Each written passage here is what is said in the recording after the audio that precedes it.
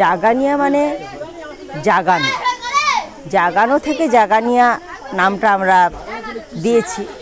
তো এখনও মানুষ অনেক অন্ধকারে আছে। আমাদের এখানে কিছু কিছু পাড়া আছে, তারা এখনও জাতপাত মানে, এখনও তাদের মধ্যে বাল্যবিবাহ ঘটে চলেছে। বাবা মাকেও তারা আমরা বোঝাতে পারছি না যে বাল্যবিবাহটা করা কতটা খারাপ এবং তার ফলস্বরূপ আমরা পরবর্তীকালে ভোগ করব, সেটাও আমরা বাবা মাকে বোঝাতে পারছি না। এই যে জাতপাত নিয়ে এরা যে নাটক করলো, এই যে পাড়াটা হচ্ছে অভাগীর স্বর্গ করলো, এরা হচ্ছে স্বপ্নময়ী গ্রুপ। এই পাড়াটা পুরো অন্ধকারে আছে আজ বহু বছর। আমার ছোটোবেলা থেকে দেখে আসছি এরা শিক্ষার আলো এদের মধ্যে ঢোকেনি। এখন করে এই কয়েক বছর এই দু একজন কোথায় মাধ্যমিক পাশ করেছে, কোথায় উচ্চ মাধ্যমিক পড়তে পড়তে বন্ধ দিয়েছে, বড় জোর এর ওপারে আর কেউ যেতে পারে।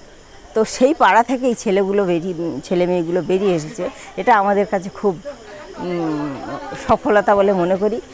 আরও চেষ্টা করব আরও কিছু যাতে বেরিয়ে আসতে পারে।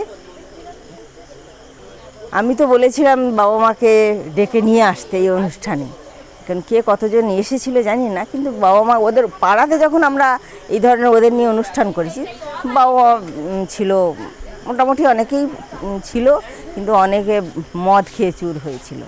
এদিকে আমাদের কাছে বলছে না আমাদের ছেলে মেয়েকে তোমরা ভালো করছো, কিন্তু মদ খেয়ে চুর হয়ে আছে, এরকম ব্যাপারে।